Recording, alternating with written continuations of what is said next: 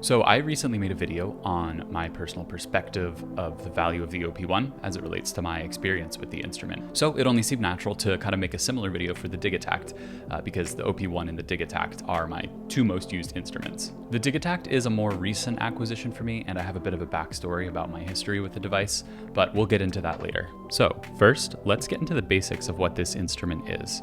For the uninitiated, the Digitakt is a compact sampling drum machine made by the Swedish company Elektron. It is a seriously capable sampler in a small yet rugged form factor. I should go into copywriting, that sounds pretty cool. Here's a quick rundown of some of the specifications. The Digitakt has 8 internal audio tracks and 8 MIDI tracks. It has a multi-mode filter, reverb and delay send, and overdrive per track. It has an assignable LFO per track. It comes in a sleek metal chassis, has backlit buttons with mechanical switches. I think they're Gatoron Browns for you mechanical keyboard nerds out there. The knobs have endless encoders and push functionality. There's a stereo input pair, although the device only samples in mono. There's a stereo output pair. It has MIDI in, out, and through, and USB connection. In summary, I would say it is a fully featured standalone sampler and drum machine. To note, it comes with some stock samples that are actually really high quality, but I think in order to get the most out of a sampler in general, and kind of the reason you buy a sampler is because you want to use your own sounds or buy sounds that you're interested in to use in your own music. So although the samples that come with it are really great and a good starting point, I would keep in mind that you're going to want to eventually curate your own library of samples. So to get started, I want to talk a bit about my history with the Digitakt. About a year after I got my OP1, I wanted to expand my electronic music hardware setup, as I was really enjoying the functionality of the OP1 as a standalone instrument apart from my digital audio workstation. I picked up a Digitakt from my local music shop in Chicago. Shout out to Synth City at Rock and Roll Vintage.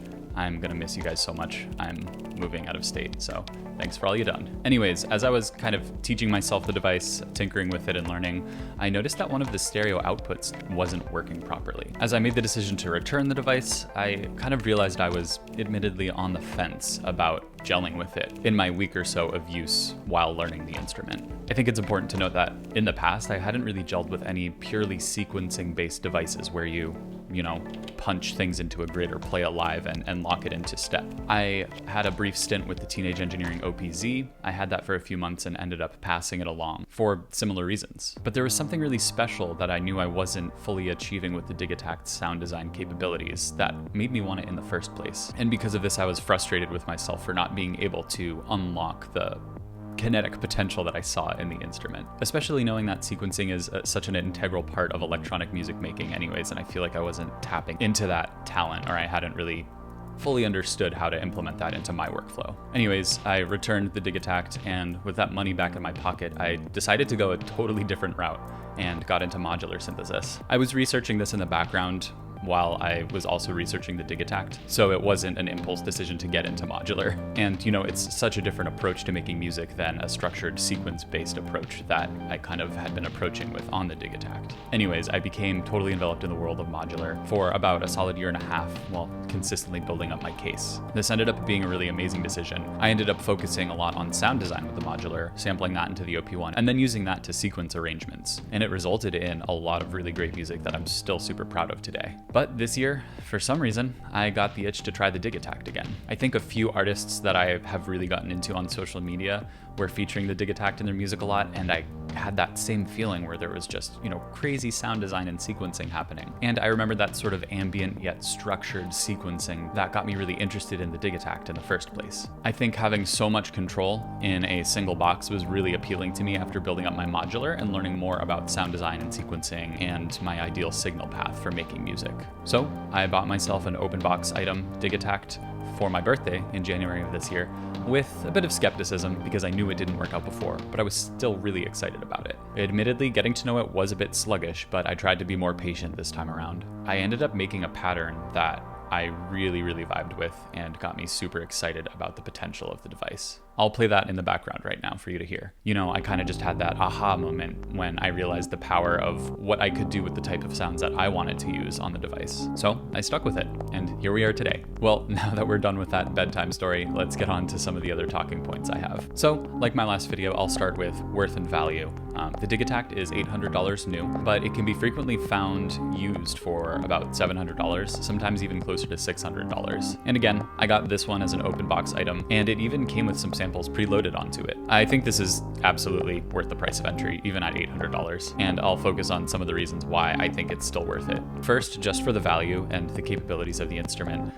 I think it falls into such a really great price range in the spectrum of hardware synths. It kind of has this perfect alignment of accessibility, capability, feature set, and value. It's really approachable to learn how to use if you have a basic foundation of electronic music and how to use a step sequencer. But that said, I wouldn't jump into the Digitakt if you have zero idea of what you want to do with the device. I think that was part of my pitfall, my first round of ownership with it. If you spend some time teaching yourself the basics before you get the device, which I've mentioned before, I always recommend reading a manual, watching tutorial videos before you decide to pull the trigger on an expensive electronic music purchase. I think it's an incredibly capable first electronic sequencer, all for around the price of a high-quality Mexican-made Fender guitar. I think it's fully capable of composing and arranging full songs.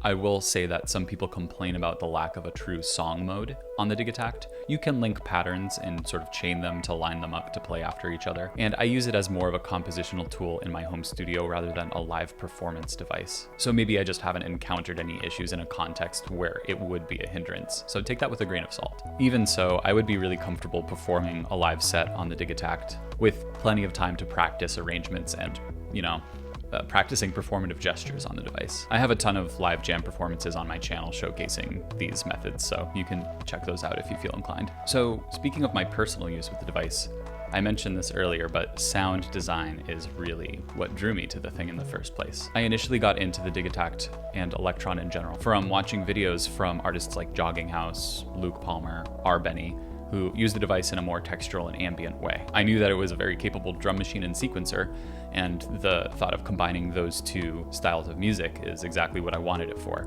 I think during my first round of ownership, I just didn't know how to do that, and I almost needed to get into modular first to understand the sound design portion. I liked all of the music that I had seen created on the Digitakt because of the sounds they were using, but after using it myself, I realized I wasn't equipped to create those types of sounds yet. I felt like when I was using a lot of the stock samples on the device, it didn't sound like my music, which was kind of frustrating. But again, the second time around, after I had kind of found myself a little bit more as an artist and spent more time making my own electronic music, it just seemed to be perfect for me. I was even just better equipped to kind of mess with the stock samples and the free samples on Elektron's website to kind of tweak them to my taste. I honestly spend a ton of time just doing sound design sessions on the Digitakt. I'll record dozens of samples with my guitar and pedal board, or my modular, or the OP1 through effects pedals, and sample them into the Digitakt for later use. That way, when I go to sit down for a songwriting session, I know that I have a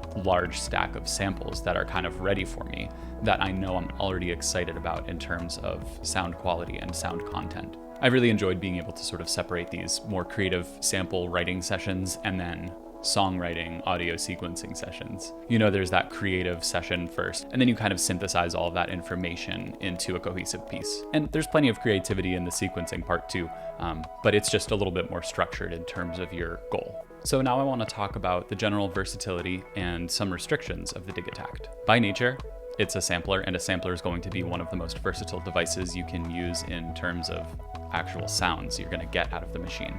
But you get out what you put in with a sampler. One downside to this is that there's a little bit of option paralysis. And again, that's why I think it's a device that's better suited for people who have kind of already found their voice within electronic music. It can really, really cater to your needs in this way, and I've found that it has for me. That said, the Digitakt is also just a great platform to learn about advanced step sequencing, or even basic step sequencing. It can get very interesting and complex and even twisted, I would say, for your intermediate or advanced users, but it's also a really great platform to learn how to punch a sequence into a grid. It's the type of groove box you can really grow alongside if you put in the time and dedication to learning it. So I'm not going to get into all of the specs and capabilities of the sequencer itself, but I do want to talk about the 8 tracks on the device. You can think of the 8 tracks as 8 separate instruments that you're sequencing for a particular arrangement. And then you can play those all together or omit certain parts, bring things in and out as you go to kind of build up a pattern. Notably, each individual step within a track can actually be assigned to its own sound. So if you feel like it sounds limiting to only have 8 different sounds you can use within a pattern, it's really so much more than that. In light of that, sometimes I'll find myself making super complex and interesting patterns with just 5, 6, or 7 of the tracks in use. And it's great to have that headroom to grow if you want like a rise or a hit at a certain part within a pattern. This capability of each individual step to be assigned to a different sound within a track is called parameter locking in the Elektron world. So you can have one step within a sequence on an individual instrument have a blast of reverb, for example. I understand this can get kind of confusing really quickly if you're not used to the terminology, but it's really easy to understand with a visual in front of you and a bit of guidance. In fact, I'm going to be making a tutorial on the basics of step sequencing on the Digitakt to kind of pair with my more advanced niche personal use videos of how I like to do sound design. So I also really quickly want to mention the built-in effects. They might not be the most unique or super tweakable. It's not like having a dozen effects pedals in front of you. But for someone who is really into overusing like reverb and delay and spatial effects in general, trust me, they're really, really fantastic tools to have on board in the device to add more motion and depth to your music. All that said, it's clearly a very flexible and versatile instrument with some limitations that I think actually benefit your creativity by locking you within a certain amount of tweakable parameters. So yeah, in summary, I'm super glad that I picked up the Digitakt again this winter. To be honest, it's kind of the reason that I started making all of these videos. I was really inspired when I had these aha moments where my workflow really clicked with the type of music I wanted to make. And I really wanted to share that process with people because I discovered that the device was a lot more personalized and easy to use, but complex at the same time. Way more so than I had originally thought. And by the way, all of the music that's kind of underscoring this video is made by me on the Digitakt within the past few months. So if you like what you hear, maybe consider picking one up for yourself. And again, you can find my music on social media and the internet. Just search for Slow Haste and you'll find me. Anyways, that's it for today's video. Thank you so much for hanging out again. I really appreciate you stopping by. Hope you enjoy whatever you got going on today. I'll catch you next time. Peace.